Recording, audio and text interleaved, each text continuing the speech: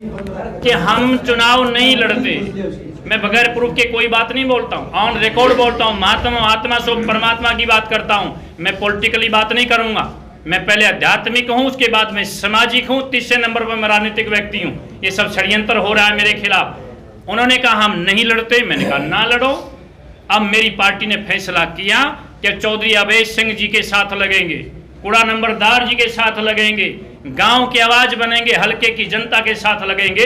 तो उनको किस बात का दर्द हुआ भाई? फिर बाबा जी, सुबह वो व्यक्ति जो आपका उम्मीदवार था, एक प्रेस वार्ता करा है, पत्रकारों ने बुला के बतावा कि जी हम तो इंतजार कर रहे थे कि आज सुबह बात करी, कल की बात करा दो। पहले शाम ने तो बाबा जी जाके समर्थन वाली बात करे। कौन कौन पत्रकार थे?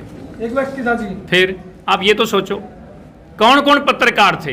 पत्रकार सारे मुझे जानते हैं बेटा, मैं कोई नया आदमी नहीं हूँ। हिंदुस्तान के सारे राजनेता मेरे से परिचित हैं, मेरे निवास पर आए, सबसे मेरे अच्छे संबंध हैं। मैं ऐसे कोई आम इस तरह का झाड़ी फूक वाला बाबा नहीं हूँ। जमींदारी से सारे काम करता हूँ, किसी से कभी कोई चंदा लेकर कोई काम नहीं करता हूँ। मेरे पास सारे मंत्री लोग गए, सारे मुख्यमंत्री गए, किसी से मैंने 1 रुपया चंदा नहीं लिया आज तक। रिकॉर्ड की बात है। मेरे ऊपर इल्जाम लगाने की बात करेंगे? मैं तो साफ सच्चाई पे चलता हूं, और आज मैं यहाँ खड़ा हूं तो सच्चाई के साथ खड़ा हूं, मैं सामाजिकता के साथ खड़ा हूं। और हमारी इस तप का परिणाम होगा, जनता की आवाज का, आत्मा का ये परिणाम होगा। चौधरी कूड़ाराम चुनाव जीतकर ये इतिहास बनाएंगे। आपके सामने बात है।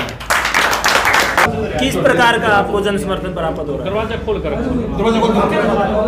सबसे पहले तो अलकावासियों को नमस्कार। जन समर्थन नहीं, मेरे आदमपुर के हल्का किसान, गरीब मजदूर का मेरा वर्ग, छोटा दुकानदार, वो खुद चुनाव लड़ रहे हैं। जनता चुनाव लड़ रही है। जनता की डिमांड पे 52 गांवों से मुझे नामित किया गया था कि आप उम्मीदवार बनिए। जो आज जन कल्याण मोर्चा ने आपका समर्थन किया है, क्या लगता है कितने लीड आप कर पाएंगे इनके साथ मिलकर? देखो, जब जनता जनार्दन चुनाव लड़ती है, स्वामी जी से जैसे आदरणीय महापुरुष जब साथ होते हैं तो एक तरफा चुनाव होगा। स्वामी जी, हाँ बेटा, क्या कहेंगे जो आपने समर्थन किया है एनएलडी का, क्या सोच के किया है? बेटा, मैंने सही सोच के किया है। जो पैसे के बल पे चुनाव जीतना चाहते हैं, जो इस हलके को अपना गुलाम बनाने की कोशिश कर रहे हैं, वो इस बात को समझ लें, विचार कर लें। बाहरी व्यक्ति आकर चुनाव नहीं जीतेगा। बार बार अब वो समय चला गया है। एक ही व्यक्ति चुनेगा, कभी दादा, कभी बेटा, कभी पोता, कभी घर वाले। अब वो समय नहीं होगा, बार बार नहीं होगा। क्यों नहीं चुनाव जीतेंगे? जनता चुनाव जिताएगी। मैं कोई इनको चुनाव नहीं जिता रहा हूँ, हल्के की जनता चुनाव जिताएगी। हमारा काम है मेहनत करना, साथ लगना, जताना, बताना, समझाना, साथ लगाना। उसका परिणाम होगा कि आदमपुर की तमाम जनता साथ खड़ी होकर चौधरी कूड़ाराम का साथ दे रही है, और ये चुनाव आगे बढ़ रहा है। आपने प्रेस कॉन्फ्रेंस करके आरोप लगाए, आप पर हमला किया गया है, बीजेपी पर कुलदीप बिश्नोई पर आरोप लगाए हैं, लेकिन प्रेस कॉन्फ्रेंस के बाद एक बात निकल के आई है कि ये तो किसी का पल्ला पकड़ना चाहते थे। ये आरोप निराधार है। निराधार है मतलब क्या? मीडिया पर वो वीडियो नहीं चल रही है जो हमला हुआ कि ये क्या निराधार है भाई? ये निराधार क्या है बेटा? हर जगह वीडियो चल रही है। अनायास हम तो अपने रास्ते पर जा रहे हैं, हमें टेलीफोन आ रहे हैं, मैंने सारी रिकॉर्डिंग दे दी है पुलिस को। हमें कहा जा रहा है कि आप अगर इनेलो के दफ्तर में पहुंचोगे, प्रेस कॉन्फ्रेंस करने जाओगे तो वापस नहीं आने दिया जाएगा। साफ सी बात है, सीधी बात है। बताओ, हमने वो सारा पहले इतला कर दी बेटा। ये हमला होने से पहले हमने सत्य खबर टीवी वाले मेरे पास पहुंचे थे अग्रवा मोड़ पर। हम साफ साफ बातें बताते हैं, आप उनसे पूछ सकते हैं, उनका इंटरव्यू भी हुआ है।